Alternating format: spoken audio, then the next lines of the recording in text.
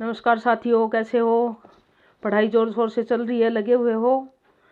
चलिए, उल्टी गिनती शुरू हो गई है और हमें बड़े युद्ध स्तर पे लगना है और इसी में एक और कदम आगे बढ़ाते हैं हम।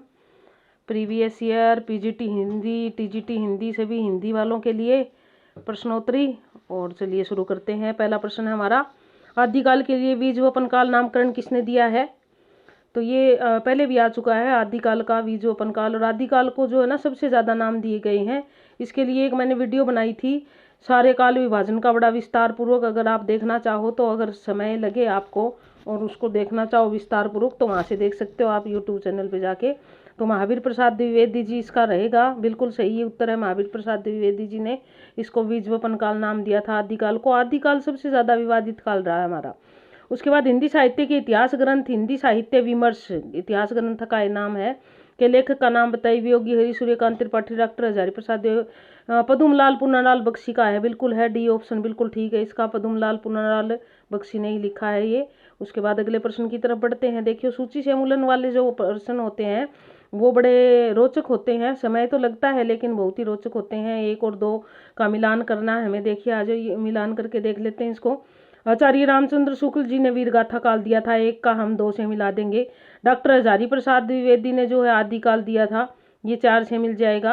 राहुल शंकरतय ने सिद्ध सामंत काल दिया था, ये हो जाएगा। मिश्र बंधु ने प्रारंभिक काल दिया था, ये हो जाएगा। तो देख लेते हैं इसका कौन सा ऑप्शन सही रहेगा हमारा। डी ऑप्शन बिल्कुल सही है, ये आ जाएगा हमारा डी यहाँ। चलिए आगे बढ़ते हैं, आगे देखते हैं हमारा अगला प्रश्न क्या कहता है। ये है, जयमयंक जस चंद्रिका के रचयिता का नाम बताइए। आदिकालीन रचना है जयमयंक जस चंद्रिका, और इसके मधुकर कवि है, एक वीर रस का काव्य है ये भी। तो ये जैसे कि आदिकालीन काव्य है ज़्यादातर, ये मधुकर कवि की लिखी हुई है। उसके बाद अगला देख लीजिए, 5वां प्रश्न क्या कहता है। इसमें से कौन से कवि को क्या कहा जाता है? अभिनव जयदेव की उपाधि दी गई है। और इनको मैथिल कोकिल भी कहा जाता है। तो हो सकता है ये याद आई गया आपको, यानी कि कौन है हमारे मैथिल कोकिल, विद्यापति। और इन्हीं को अभिनव जयदेव कहा जाता है। इनको अभिनव जयदेव की उपाधि दी थी शिव सिंह ने दी थी, शिव सिंह सेंगर ने। उन्होंने इनको अभिनव जयदेव कहा था, तो ये इस कारण इनको अभिनव जयदेव कहा जाता है। उसके बाद अगला प्रश्न देख लीजिए, 6ठा प्रश्न क्या कहता है। फिर सूची से मूलन वाला आ गया, एक और दो कूट मिलाने हैं हमें। इस प्रकार के प्रश्न नेट के, अगर ये हमारे आज स्टेट में भी आते हैं ना, कोई बड़ी बात नहीं है, देने लग गए 2-3 साल से ये। वैसे नेट में प्रश्न तो अगर आप नेट का पेपर देते हो तो इसी प्रकार के प्रश्न ज़्यादातर पूछे जाते हैं उसमें। अब देखिए, बिसलदेव रासो किसका है? बिसलदेव रासो जो है वो नरपति नाल्य का है। यहाँ पे आ जाते हैं हम। पृथ्वीराज रासो को तो आप जानते ही है किसका है, पृथ्वीराज रासो चंद्रवरदाई का है। खुमान रासो जो है वो दलपति विजय का है। और परमाल रासो जगनिक का है। एक ट्रिक बताती हूँ दोस्तों इसमें। देखिए, बिसल देव रासो, बिसल आप इंग्लिश का शब्द ले लीजिए, बिसल यानी कि सिट्टी, आदमी बजाएगा सिट्टी, तो नरपति यहाँ पे ये देख लीजिए, जुड़ गया, इससे कभी नहीं भूलोगे। उसके बाद खुमाण रासो आ गया। खुमाण हमारे हरियाणा में तो यहाँ दलिया खिचड़ी बनाते हैं और पहले उनको ढक ढुक के रखते थे, उसको खुमाण लगाना कहते थे। तो ये ना दलपति, दलिए के लगा दिया, यूँ समझ लो दलपति, ऐसे जुड़ गया नाम। ये जब हम अकेडमी में पढ़ाते हैं तो इसी प्रकार पढ़ाते हैं ताकि बच्चों को याद रहे। और उसी तरह से मैं आपको बता रही हूँ। चंद्रवरदाई को तो आप जानते हो ज़्यादा, ये तो मोस्टली हिंदी वालों को याद रहेगा। परमाल रासो, अब परमाल, परम जो है वो क्या है? दूसरों की बात है। दूसरा मतलब जग, जग मतलब संसार, यानी कि परमाल। तो परम जो है वो जग के साथ मिल जाएगा, इस प्रकार याद रहेगा, कभी नहीं भूलोगे इसको अब। नहीं तो हमारी आदिकालीन रचनाएं जो है ना, अक्सर हम एक दूसरे के साथ मिला देते हैं। और आपकी भी ये जो है ना कई बार बात आई कि याद नहीं रहती जी, तो याद ऐसे रहेगी इन्हीं ट्रिकों के साथ, एक कि दूसरे के जोड़ लीजिए। आप किसी का कोई शब्द किसी के साथ जोड़ लीजिए, ये तीसरा वर्ण है, पहला वर्ण है। कई बच्चे इस प्रकार भी याद करते हैं। आपको जैसे भी याद होता है उसी तरह एक दूसरे से मिलान करके याद करिए। तो इसका बी ऑप्शन बिल्कुल ठीक है। उसके बाद आगे बढ़ते हैं। देखिए, 7वां प्रश्न है हमारा। 7वें प्रश्न पे हम बढ़ रहे हैं। 7 भविष्यत कहा, ये भी आदिकालीन रचना है कि रचनाकार कौन है? धनपाल की है। अब इसको भी इससे जोड़ लीजिए, धनपाल से। भविष्यत कहा, भविष्य मतलब भविष्य की बात, यूं करके जोड़ लीजिए। और भविष्य के लिए हम क्या जोड़ते हैं? अपने बच्चों के लिए या किसी के लिए, वे अपने भी भविष्य के लिए धन, तो धनपाल जुड़ गया इसके साथ, कभी नहीं भूलोगे अब इसको।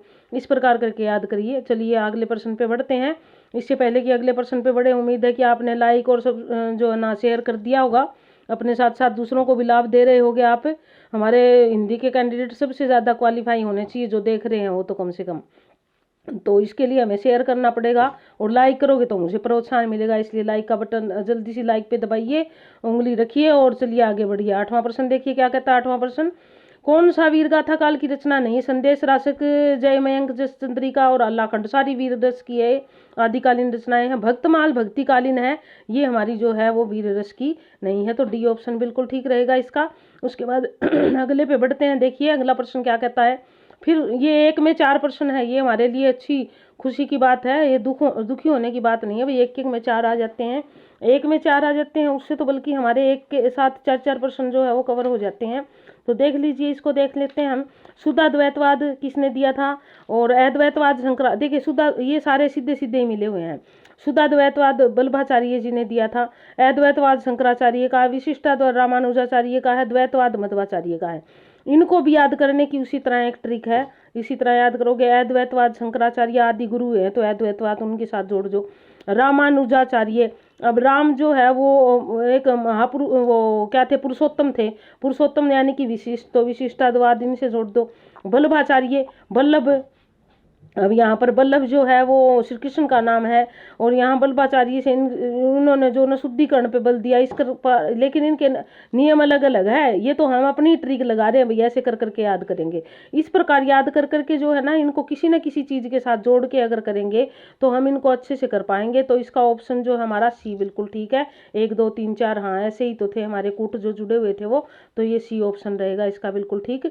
उसके बाद 10वां प्रश्न देख लीजिए क्या कहता है। 10वें प्रश्न में, प्रेमाख्यान काव्य परंपरा सूफी कवियों का मुख्य दर्शन है। अगर सूफी काव्य धारा की बात करें तो सूफी काव्य धारा में जो है प्रेम को ही किसका माना था?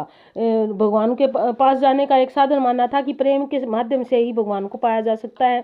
और इसी संदर्भ में ना सूफी काव्य धारा के जो थे ज्यादातर जो सूफियाना लिखने, उन लोगों को कहते थे नफस, फना, रूह और बका, इन 4 चीजों पर बल देते थे। नफस का मतलब जड़ अंश, यानी कि जो मनुष्य सारे वो जड़ अंश है। जब उनमें चेतना यानी कि मानवीय गुणों का अभाव होता है तब वो फना हो जाते हैं।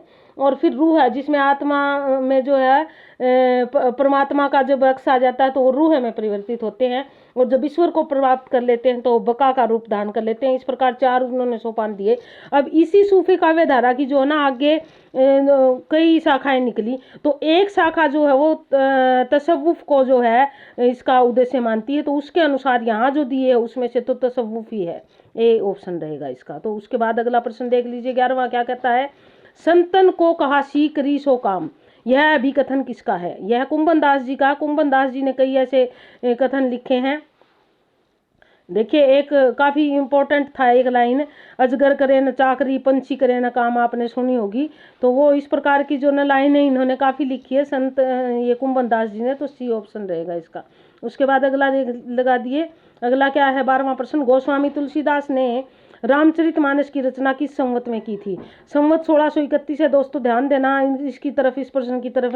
एक बार मैं एक बार कोई स्क्रीनिंग था मेरा भी और ये प्रश्न आया हुआ था, लेकिन उसमें संवत नहीं पूछा था, उसमें सन दिया गया था, और हमने तो 1631 संवत में ही पढ़ा है अक्सर इसको, और हम झट से कर देते हैं। और सन में 1631 भी दे रखा था, और एक इसके अलावा 1574 भी दे रखा था।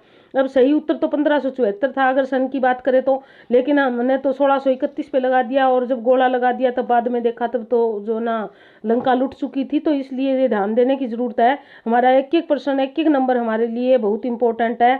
1 नंबर की कीमत वही बच्चा जान सकता है जो 1 नंबर से रह गया हो, तो इसलिए ध्यान दीजिए। अगर संवत में सन में अगर आ जाता है तो 57 वर्ष जो है वो माइनस कर दीजिए, क्योंकि संवत हमारा 57 वर्ष आगे चलता है, तो ध्यान देना इस बात की तरफ।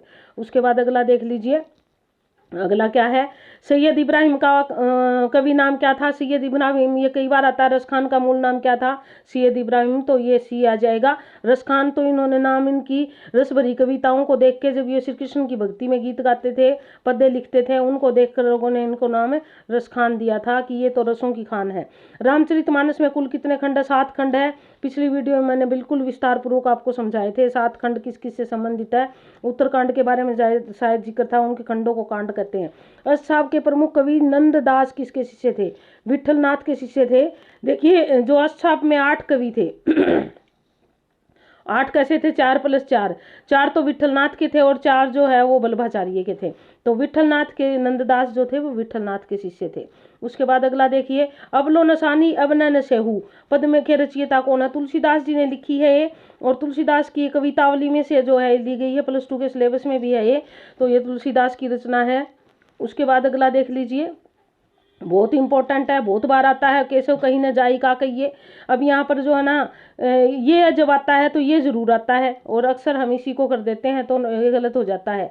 ये पंक्ति केशव कहीं न जाई का कहिए तुलसीदास जी की है, डी ऑप्शन बिल्कुल ठीक है।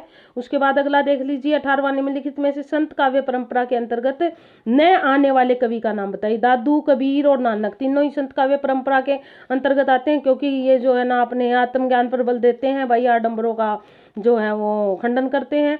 नंददास जो है वो सगुण भक्त उपासक थे, वो क्या थे? श्री कृष्ण के भक्त थे, तो इसलिए ये डी ऑप्शन बिल्कुल सही रहेगा, ये संत काव्य धारा में नहीं आते। उसके बाद अगला प्रश्न देख लीजिए, कृष्ण काव्य धारा के प्रवर्तक कौन थे? सूरदास, स्वामी वल्लभाचार्य, नाभादास, चैतन्य महाप्रभु। अब नाभादास और सूरदास तो वल्लभाचार्य के शिष्य थे, तो इसलिए तो पहले ही हट जाते। अब चैतन्य महाप्रभु की बात होती, चैतन्य महाप्रभु ने भी गौड़ीय संप्रदाय की स्थापना की थी, जो श्री कृष्ण की भक्ति से संबंधित था, लेकिन जो है ना प्रचार प्रसार किया, और प्रवर्तक यदि कोई माना जाता है तो स्वामी वल्लभाचार्य का जिक्र आता है। इनके 120 शिष्य थे, जिनमें इन्होंने कृष्ण भक्ति का प्रचार प्रसार किया, और आगे चलकर बहुत ही सब ने जो ना कृष्ण भक्ति में एक जो ना विशेष स्थान रखा, तो इस कारण वल्लभाचार्य का नाम आएगा। निम्नलिखित में से कौन सा कथन है सत्य? रीतिबद्ध कवियों के धारा के कवियों ने लक्षण ग्रंथों की रचना है, बिल्कुल की लक्षण ग्रंथ लिखते थे, इसलिए तो रीतिबद्ध का है वो। उसके बाद अगला प्रश्न है हमारा कि रीतिबद्ध कवियों के धारा के कवियों को आचार्य कवि कहा जाता है, ये भी ठीक है। बिहारी रीति सिद्ध धारा के प्रसिद्ध कवि, ये भी बिल्कुल ठीक है। केशव, ये गलत है। अब रीति मुक्त कवि तो 3-4 कवियों के इनाम आते हैं, आलम, बोधा, ठाकुर, इनके इनाम आते हैं जो है द्विजदेव, यानी कि यही है रीति मुक्त। तो केशव जो है ना रीति मुक्त नहीं थे, तो ये हमारा प्रश्न गलत हो गया यहाँ पे ना, ये ऑप्शन गलत है, तो डी ऑप्शन सही आएगा इसका। उसके बाद अगला देखिए, अगला प्रश्न क्या कहता है? आचार्य रामचंद्र शुक्ल ने रीतिकाल का प्रवर्तक आचार्य किसे माना है? अब रीतिकाल का रामचंद्र शुक्ल जी के अनुसार देखना हमें, केशव या चिंतामणि पर एक बहुत बड़ा विवाद भी रहा है, और जब हम एमए करते हैं तो उसमें जब रीतिकाल वाला खंड आता है तो उसमें एक बड़ा बड़ा प्रश्न आता था कि रीतिकाल का प्रवर्तक कौन, केशव या चिंतामणि? तो कुछ केशव को मानते हैं, कुछ चिंतामणि। तो आचार्य रामचंद्र शुक्ल जी के अनुसार चिंतामणि जो है रीतिकाल का प्रवर्तक है, यानी कि उन्हीं से रीतिकाल शुरू माना जाता है। उसके बाद अगला देखिए, रीतिकाल की विशेषताओं के संदर्भ में निम्नलिखित में से एक विशेषताएं गलत है, यानी कि एक बात गलत है यहाँ पे। रीतिकाल में अलंकरण की बिल्कुल थी, अलंकारों की इसी कारण तो उन्होंने जो अनालंकृत काल भी उसको कहा गया। रीतिकाल की प्रमुख भाषा, ये भी बिल्कुल ठीक है। उसके बाद रीतिकाल में लक्षण ग्रंथों की प्रमुखता, ये भी बिल्कुल ठीक है। रीतिकाल में प्रकृति का, हाँ यही प्रश्न हमारा रहेगा, तो इस कारण ये गलत है, ये ऐसा नहीं हुआ, तो इसका उत्तर ये है, क्योंकि हमें गलत ही देखना है यहाँ पर, एक संदर्भ में एक विशेष गलत है, तो गलत यही है, सी ऑप्शन इसका। तो इसलिए इसका उत्तर बिल्कुल सी सही है, क्योंकि उसमें प्रकृति का आलम्बन रूप में बिल्कुल वर्णन नहीं हुआ, थोड़ा बहुत प्रकृति का सेनापति जैसे ने वर्णन किया है, पूरा काव्य में कोई रीति प्रकृति का वर्णन नहीं है। उसके बाद आगे देख लीजिए, आचार्य भिखारीदास कृत प्रमुख काव्य शास्त्रीय ग्रंथ कौन सा है? काव्य निर्णय, काव्यांग प्रकाश, रस सारांश, काव्य प्रकाश। अब देखिए यहाँ पर अगर हम बात करें तो भिखारीदास जी की बात करते हैं, तो इसमें एक चीज हमें देखनी पड़ेगी, यहाँ पे जो है ना काव्य प्रकाश तो खैर उनका नहीं है, काव्य प्रकाश तो हमारे कवि है दूसरे मम्मट है, उनका है। और दूसरी बात करें हम काव्यांग प्रकाश, ये भी उनका नहीं है, ये जो है वो विजयपाल का है। लेकिन रस सारांश की अगर बात करें, रस सारांश ये भी इन्हीं का है, किसका? भिखारीदास का। और काव्य निर्णय भी इन्हीं का है। ये दोनों रचनाएं जो है किसकी है? भिखारीदास की है, इनकी है दोनों रचनाएं। तो इसमें क्या पूछा? काव्य शास्त्रीय ग्रंथ कौन सा? तो काव्य निर्णय जो है इनका काव्य शास्त्रीय ग्रंथ है। आगे बढ़िए, देखिए देखते हैं अगला प्रश्न क्या कहता है। 24वां प्रश्न, लोग है लागी कवित बनावन, मोही तो मेरे कवित बनावत। इस पंक्ति के रचयिता का नाम बताइए। घनानंद की कविता है, ये घनानंद की कवि रचना है, तो ये सी आ जाएगा हमारा। ये भी हमारे रीतिकालीन कवि है घनानंद जी भी। उसके बाद देखिए कवित्त रत्नाकर के रचनाकार कौन है? जगन्नाथ दास रत्नाकर सेनापति। ये इंपॉर्टेंट है, बहुत बार आती है पेपर में। अक्सर रत्नाकर देख के रत्नाकर कर देते हैं, लेकिन इनके इसके जो कवि है वो सेनापति है। अगले प्रश्न देखिए क्या है। शिवा बावनी के रचनाकार कौन है? शिवा बावनी किसने लिखी थी? तो आपने देखिए जो ना ये भूषण ऐसे अकेले कवि थे जिन्होंने वीर रस की रचनाएं लिखी, और शिवा बावनी जो है वो शिवाजी के बारे में लिखा हुआ है इन्होंने। तो ये भूषण की रचना है। वीरकालीन कवि, रीतिकालीन कवियों में अगर वीर रस के कवि है तो भूषण ही है, इन्होंने ही लिखा है। उसके बाद अगला देख लीजिए। कलकत्ता में स्थापित फोर्ट विलियम कॉलेज की स्थापना के संस्थापक कौन थे? अब यहाँ पर जब हम फोर्ट विलियम कॉलेज की बात करते हैं, 1800 में इसकी स्थापना हुई थी कलकत्ता में। इसने हिंदी के विकास में बहुत बड़ा योगदान दिया, क्योंकि वहाँ पढ़ाने वाले अध्यापक उस समय जो ना खड़ी बोली में लिखा, उन्होंने अलग अलग चीज़ें लिखी और वो काफ़ी प्रसिद्ध भी हुई। आज भी हम जिनको पढ़ते हैं, जिनके सदल मिश्र और राजा शिव प्रसाद सितारे हिंद तो अप्रोक्ष रूप से जुड़े हुए थे। रविंद्रनाथ टैगोर तो खैर नहीं जुड़े हुए थे। तो जॉन गिलक्राइस्ट या जॉन गिलक्रिस्ट, इनका नाम जो है कई जगह गिलक्रिस्ट देखते होंगे आप, हिंदी में गिलक्राइस्ट कह देते हैं। इसकी स्थापना इन्होंने की थी, तो ये ऑप्शन रहेगा इसका। आगे देखिए क्या है। निम्नलिखित में से किस पत्रिका, ये जो है ना, ये पिछले प्रश्न के बारे में बता दूं आपको, ये वाला चैप्टर जो है ना फोर्ट विलियम कॉलेज वाला, ये मैंने बहुत अच्छे से करवाया हुआ है। और हिंदी के विकास में विभिन्न पत्र पत्रिकाओं की भूमिका और फोर्ट विलियम कॉलेज की भूमिका बहुत ही विस्तार पूर्वक है। अगर आप देखना चाहो तो यूट्यूब चैनल पे जाके देख सकते हो। उसके बाद अगला देख लीजिए। 28वां प्रश्न क्या कहता है? 28वां प्रश्न कहता है किस पत्रिका के संपादक भारतेंदु हरिश्चंद्र जी थे? सरस्वती का तो नहीं थे, महावीर जी थे। सरस्वती का तो जब नाम आता है महावीर जी का नाम लेते हैं। उसके बाद आ गया नागरी प्रचारणी पत्रिका, सुकवि पत्रिका। कवि वचन सुधा के भारतेंदु हरिश्चंद्र जी ने 4 पत्रिकाओं का संपादन किया, जिसमें कवि वचन सुधा भी थी। उसके बाद अगला लगा लीजिए कौन सा प्रश्न है। निम्नलिखित में से कौन सा काव्य ग्रंथ नहीं है? वैदेही, पथिक, रसज्ञ रंजन, भारत भारती। वैदेही जो है वो भी काव्य ग्रंथ है, पथिक भी काव्य ग्रंथ है। पथिक जो ना कवि ने राम नरेश त्रिपाठी की बड़ी सुंदर सी रचना है। भारत भारती भी जो ना काव्य ग्रंथ है। रसज्ञ रंजन जो है ये काव्य ग्रंथ नहीं है, ये महावीर प्रसाद द्विवेदी जी का जो है ना एक निबंध है ये रसज्ञ रंजन। तो इसका ये उत्तर सही है। अगला 30वां प्रश्न देख लीजिए क्या कहता है। हरिओद द्वारा लिखित काव्य ग्रंथ है पथिक, कनुप्रिया, वासवदत्ता।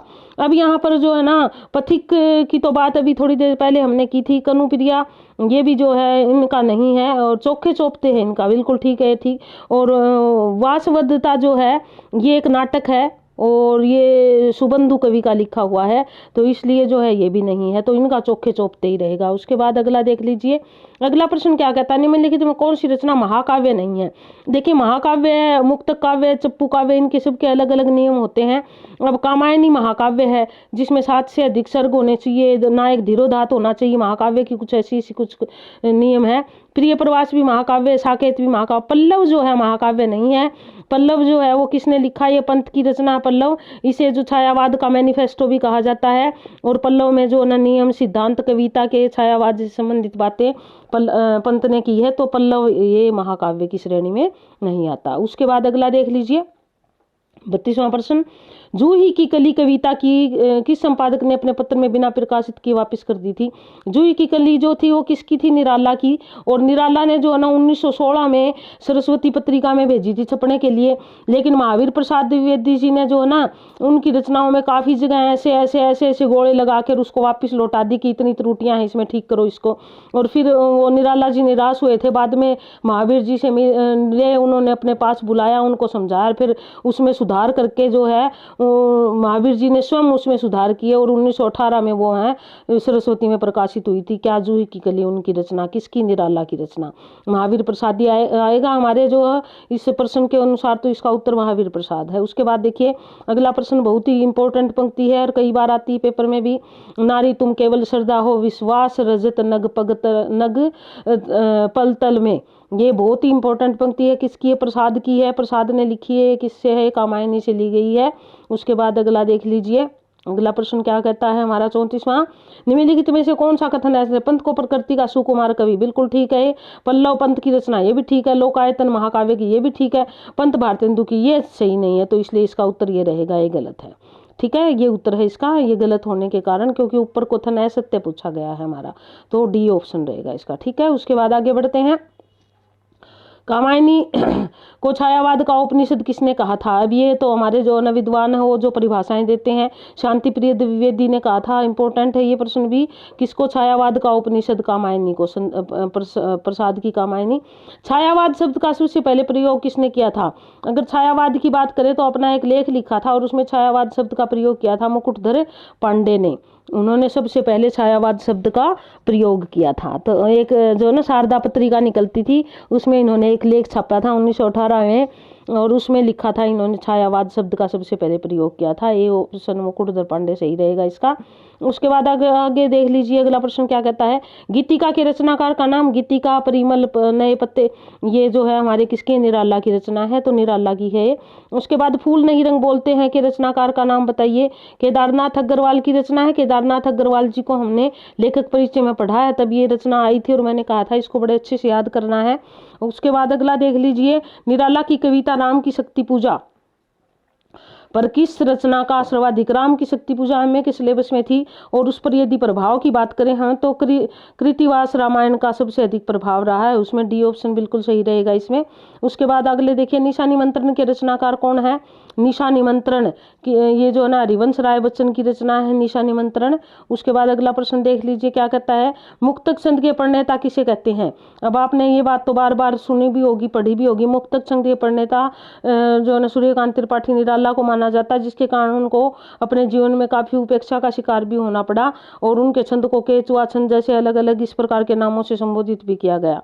उसके बाद प्रगतिशील लेखक संघ के, ये वो प्रश्न दोबारा रिपीट हुआ, शायद इंपॉर्टेंट प्रश्न है और हमें बड़े अच्छे से करना है। अधिवेशन की अध्यक्षता किसने की थी? प्रेमचंद जी ने की थी 1936 में, यानी कि उसके अध्यक्ष प्रेमचंद जी थे प्रगतिशील लेखक संघ के।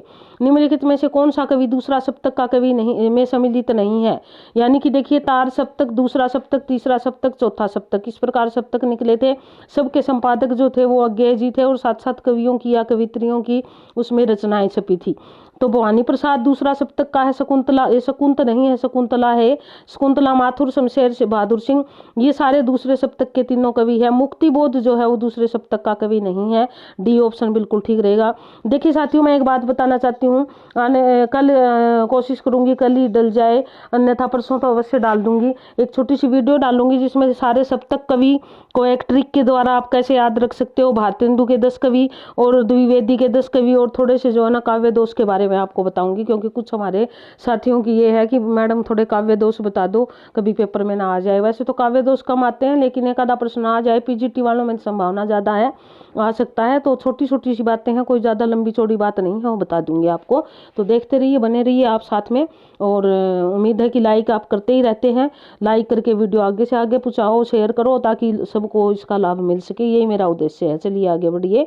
आगे क्या है देखिए, हमारे कुछ मित्र देखते होंगे कि मैडम ने तो कि उसमें वीडियो में ऐड आती है। देखिए, ये ऐड लगाना तो एक स्वाभाविक प्रक्रिया होती है, ये कोई, आप निश्चिंत रहिए, आपके लिए जो है ना हमेशा मेरी वीडियो निःशुल्क रहेगी, उससे कोई पैसा नहीं लिया जाएगा, और आप बस उसका फ़ायदा उठाओ और मुझे आपकी अप्रिसिएशन मिलती रहे, मुझे बस इतना ही चाहिए है, और आपसे कुछ नहीं, आपकी मेहनत चाहिए है और आपका साथ चाहिए है। तो चलिए आगे बढ़िए।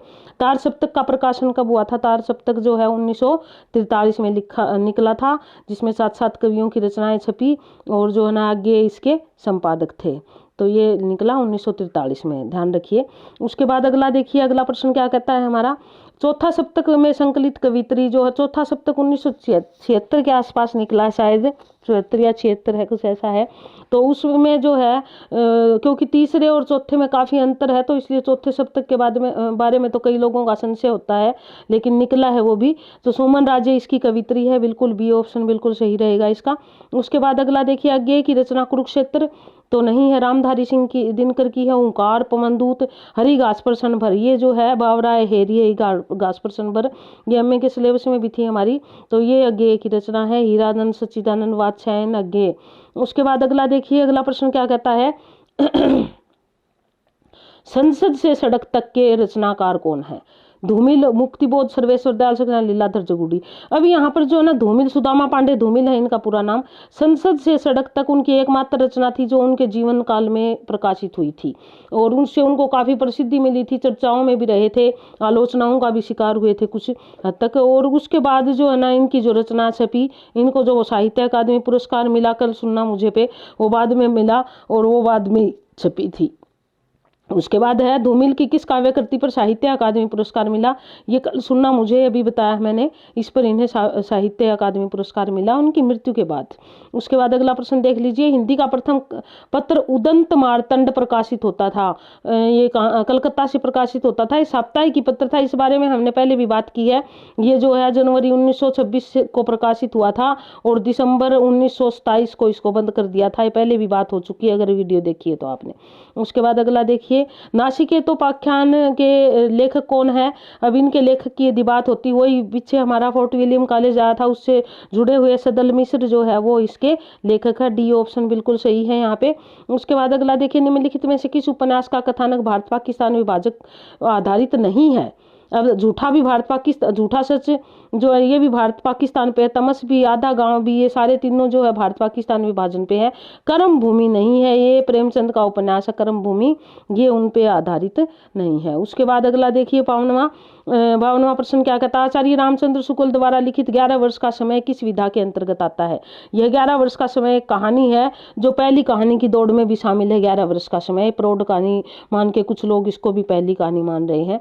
उसके बाद अगला देख लीजिए, किशोरीलाल गोस्वामी कृत इंदुमती नामक, ये पहले आ चुका, थोड़ा तोड़ मरोड़ के था ये प्रश्न, 1900 में और सरस्वती पत्रिका में छपी थी। इसमें ज़्यादा समय ना लगाते हुए हम इतनी बात करेंगे, सरस्वती पत्रिका में छपी थी सन 1919 में, 1919 नहीं सॉरी 1900 में। उसके बाद अगला देख लीजिए, 54वां प्रश्न, निम्नलिखित में से किस कृति के लेखक नामवर सिंह है?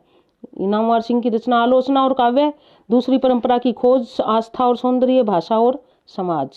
तो नामवर सिंह की रचना दूसरी परंपरा की खोज, भी ऑप्शन बिल्कुल सही है। भाषा और समाज रामविलास शर्मा की है, कई बार पूछ ली जाती है ये भी पेपर में, इंपॉर्टेंट है ये रचना भी। उसके बाद देखिए अगला 55वां प्रश्न है, वयम रक्षाम क्या है? निबंध संग्रह, काव्य ग्रंथ, ये उपन्यास है और इसके लेखक जो आचार्य चतुरसेन शास्त्री जी है उन्होंने लिखा था वयम रक्षाम, किसका है? चतुरसेन शास्त्री जी का। उसके बाद अगला आगे बढ़िए, अगला प्रश्न 56वां, मुझे चांद चाहिए उपन्यास के लेखक का नाम? सुरेंद्र वर्मा है, आधुनिक लेखक हमारे सुरेंद्र वर्मा का ये है मुझे चांद चाहिए उपन्यास। उसके बाद अगला देख लीजिए, टोली नहीं है दोस्तों, ये टोपी है, ध्यान रखना, ये है टोपी, यहाँ गलती से लय लिखा गया। टोपी शुक्ला के लेखक कौन है? राही मासूम रज्जा है, बिल्कुल ये भी ठीक है, राही मासूम रज्जा का काफी चर्चित जो है ना ये रहा टोपी शुक्ला उपन्यास इनका। अरुण यह मधुमेह देश हमारा गीत प्रसाद जी की किस कृति से? ये दोबारा रिपीट हुआ शायद, चंद्रगुप्त से है ये, उसकी नायिका से देश, ये गाना जो ना हमारा लेखक गवाता है, अरुण यह मधुमेह देश, अपने देशभक्ति का गीत गाती है वो नायिका। उसके बाद अगला देख लीजिए, कबीर वाणी के डिक्टेटर थे, यह बात किसने कही थी? यह अमिताभ नहीं आएगा, यह वाक्य किस आलोचक के है, या यह कथन आ जाएगा यहाँ पे, कथन या वाक्य कुछ भी ले लीजिए, ये गलत छपा है, पता नहीं कैसे छप गया।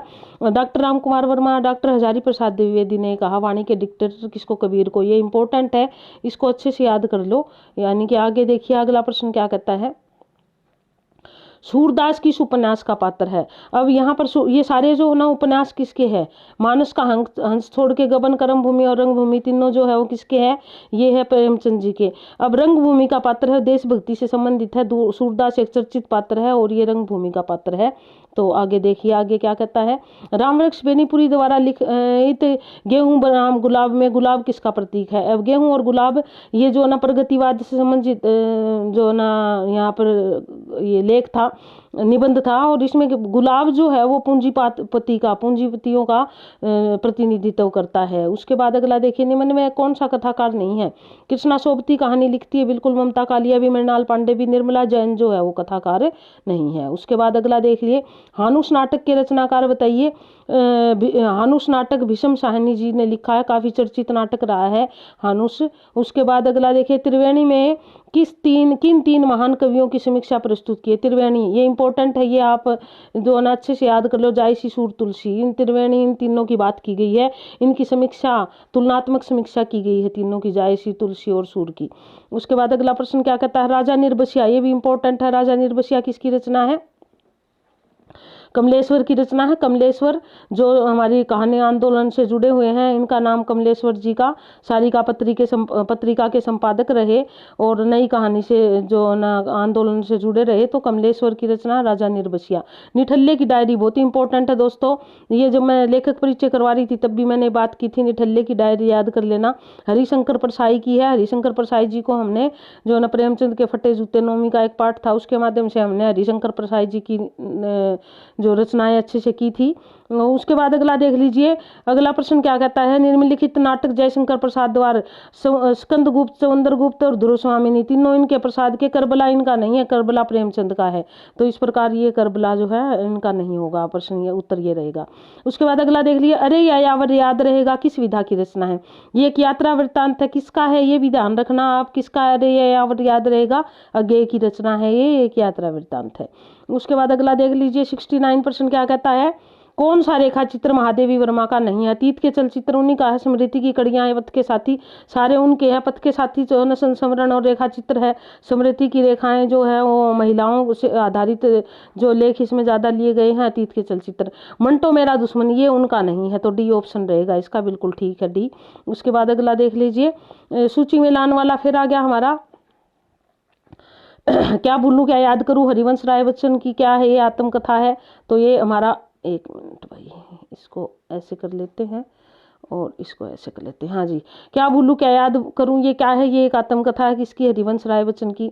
आवारा मसीहा जीवनी है, शरद चंद्र के जीवन पर आधारित है, ये विष्णु प्रभाकर ने लिखी है। और मेरा परिवार जो है वो रेखा चित्र है। और तंत्र लोक से यंत्र लोक तक ये जो है वो यात्रा साहित्य है। तो इस प्रकार देखिए, क्या भूलूं एक का क्या है? 3 है, एक का 3 बिल्कुल ठीक है। आवारा मसीहा 2 का 4, ये बिल्कुल ठीक है, 4 फिर 2 और फिर 1 बिल्कुल ठीक है, तो बी ऑप्शन ठीक रहेगा इसका। उसके बाद आगे देखिए, अब एक में 4 प्रश्न हो जाते हैं, हमारी 4 रचनाएं कवर हो जाती है। यशपाल की आत्मकथा, ये भी इंपॉर्टेंट है, कौन सी है? सिंहावलोकन यशपाल की आत्मकथा है। सिंहावलोकन के बारे में कई बार ये पूछ लिया जाता है, क्या है, किसकी रचना, किस विधा के अंतर्गत आती है? तो यह एक आत्मकथा है और यशपाल जी की है, ध्यान रखना। 72वां प्रश्न कहता है, नई कहानी पत्रिका, एक पत्रिका थी नई कहानी, नई कहानी पत्रिका का संपादक कौन है? कमलेश्वर मोहन, राकेश प्रेमचंद नहीं है, भैरव प्रसाद गुप्ता नई कहानी के संपादक है। तो इनको याद रखोगे आप। नई कहानी एक पत्रिका थी, कई बार ये पूछ लिया जाता नई कहानी क्या थी? पत्रिका थी जिससे नई कहानी की शुरुआत हुई थी, उस पत्रिका के बाद ही। निम्नलिखित में से कौन सा युग्म सही नहीं है? अब यहाँ पर हमें देखना है कि युग्म सही नहीं है। ये भट्टलोलट उत्पत्तिवाद बिल्कुल ठीक है, भट्टलोलट ने उत्पत्तिवादी दिया था। शंकुक ने अनुमितिवाद दिया था। आचार्य मम्मट ने भुक्तिवाद दिया, ये गलत है। अभिनव गुप्त जो है वो अभिव्यक्तिवाद। अब यहाँ पर आचार्य मम्मट का भुक्तिवाद, ये एक थोड़ी सी इसके जो ना ये जो हमारे काव्य शास्त्र में जो अलग अलग वाद दिए अलग अलग विद्वानों ने, उसके बारे में हम बात करेंगे जल्दी ही, आपको थोड़ा विस्तार पूर्वक समझाऊंगी ताकि ये संशय खत्म हो जाए आपका कि कौन कौन सा है। उसके बाद अगला देखिए, जय पराजय में कौन सा समास है? जय और पराजय द्वंद्व है, बिल्कुल ठीक है। जय और पराजय दोनों में और लग जाएगा, जय तथा पराजय तो नहीं आएगा, जय अथवा पराजय आ सकता है।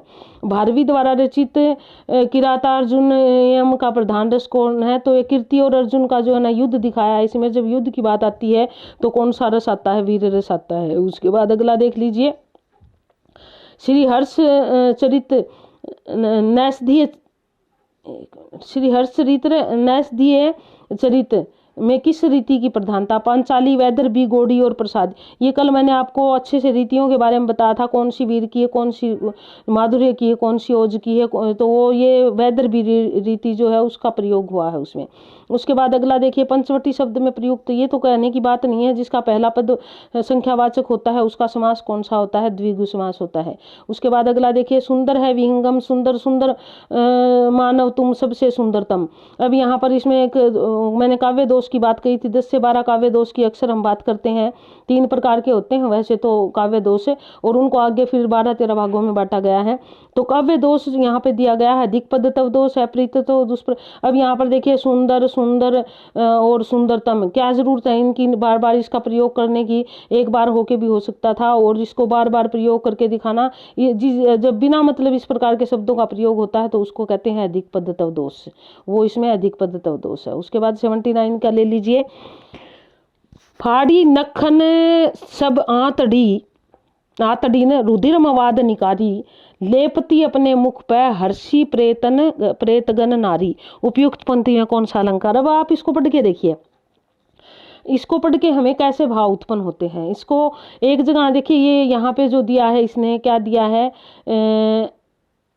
ये देखिए, रुधिर मवाद निकारी, फाड़ी नख सब आंतड़ी, अपने नाखून से सारी आंतड़ियों को बाहर निकाल दिया और उनको फाड़ के उसमें से खून और मवाद निकाल दिया।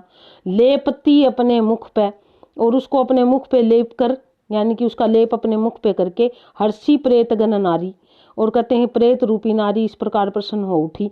तो यहाँ पर है क्या ये? अब अगर आप थोड़ा सा भी टूटी फुट्टी भी देखते हो तो इसमें क्या है, बड़ा गंदा सा सीन दिखाया गया जिसमें पे उससे खून भर के है, पाड़ दिया है, खून लिकड़ी, राध रुधिर निकला, राध निकली, मवाद लिकड़ी, और फिर उसको मुंह पे लेप लिया। ये क्या है सारा? ये ऐसी भाव है जिसको देख के हमारे अंदर जो है ना एक घृणा भरी चीज उत्पन्न होती है, और जब इस प्रकार का भाव उत्पन्न होता है तो वो जुगुप्सा, उसका जो है ना मूल जो भाव होता है जुगुप्सा होता है।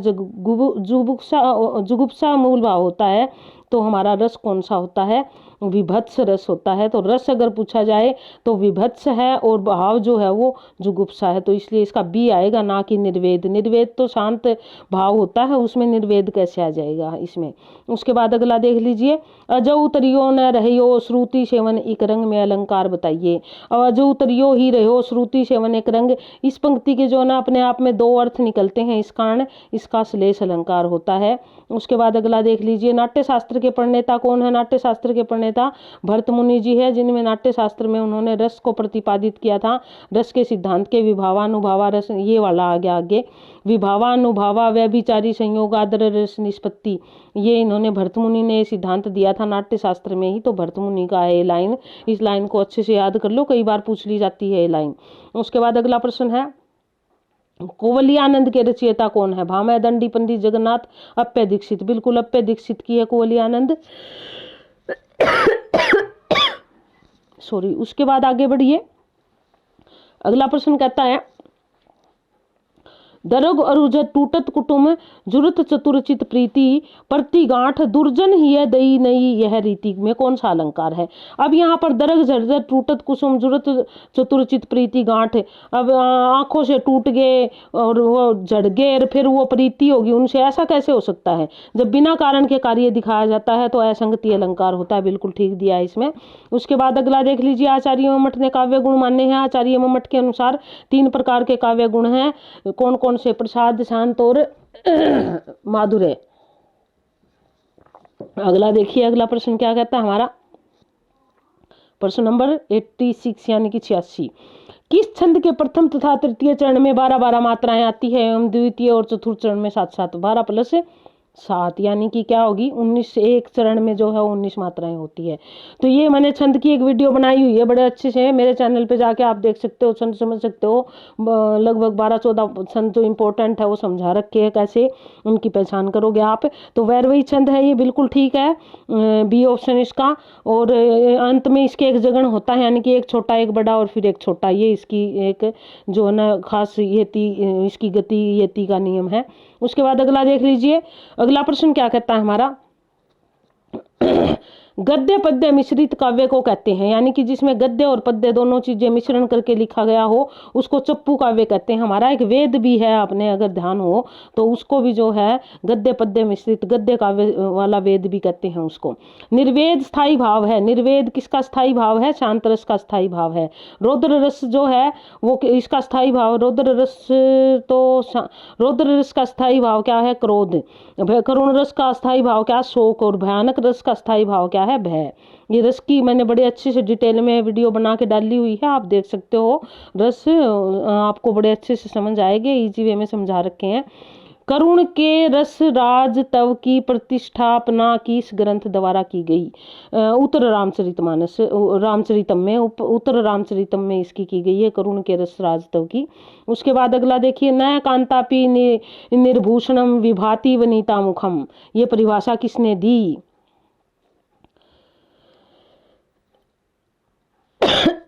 यह परिभाषा किसकी है? यह परिभाषा आचार्य भामह ने दी है। उन्होंने अलंकार की परिभाषा देते हुए यह परिभाषा दी है, न कांतामपि निर्भूषणम विभाति वनिता मुखम, यानी कि जिस प्रकार ओढ़ते बिना विभूषण के शोभा नहीं, सुंदर नहीं लगती, चाहे कितनी भी सुंदर हो, इसी प्रकार कविता भी बिना अलंकारों के सुंदर नहीं लगती, भले ही कितनी सुंदर लिखी गई हो।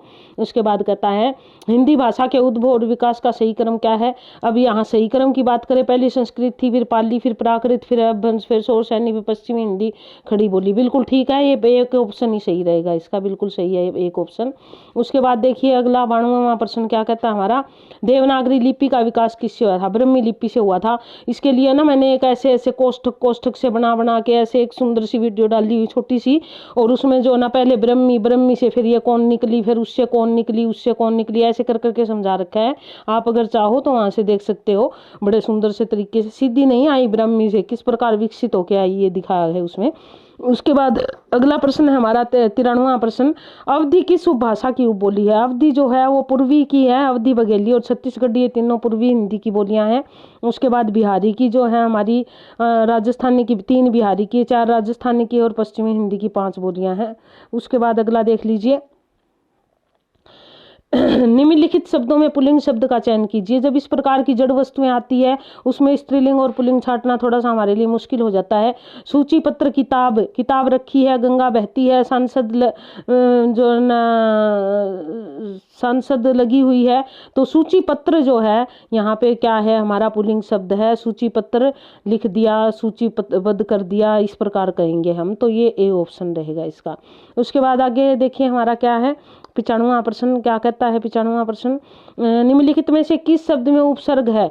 लालिमा प्रत्यय है इसमें, तो दशक इसमें प्रत्यय है, कारीगर में प्रत्यय है, तो पराजय पर प्लस अजय, यानी कि ये जो है ना बी ऑप्शन हमारा बिल्कुल सही रहेगा। उसके बाद 96वां प्रश्न क्या कहता है, निम्नलिखित में से सही शब्द का चयन कीजिए। कवित्री, कवित्री, हाँ बिल्कुल यही आता है कवित्री। कई बार हम इसमें गलती करते हैं कवित्री में, क्योंकि बोलते हम इस प्रकार है, इस एक ही तरह है, तो उसी प्रकार इसको मान देते हैं।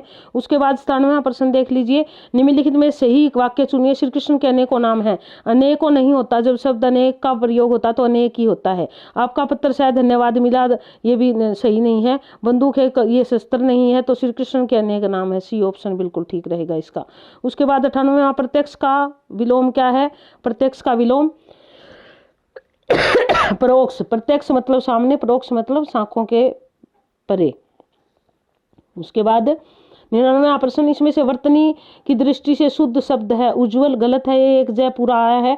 दूसरा उज्जवल में ये बिल्कुल सही है, और बाकी नीचे वाले भी गलत है, तो 99 का बी ऑप्शन बिल्कुल सही है। 100वां प्रश्न, आज ही अंतिम पड़ाव की तरफ बढ़ रहे हैं हम। निम्नलिखित में कौन सा शब्द तत्सम रूप है? अंधकार, बिल्कुल अंधकार ही तत्सम रूप है, अंधेरा जो है वो तद्भव रूप हो जाता है, तो अंधकार ही आएगा। तो दोस्तों इस प्रकार हमारे 100 प्रश्नों की ये जो ना एक सीरीज आज की संपन्न हुई। उम्मीद है आपको पसंद आई होगी, आपने इससे लाभ उठाया होगा। देखते रहिए, शेयर भी कर दिया होगा, नहीं करा है तो जल्दी से अभी कर दीजिए, और लाइक तो कर ही देते हो आप, नहीं करा है तो उसको भी कर दीजिए अगर भूल गए हैं तो देखते रहिए। नए बंधु सब्सक्राइब करें और आगे बढ़ते रहिए, आपकी ऐसी तैयारी चलती रहे। शुभ रात्रि, धन्यवाद।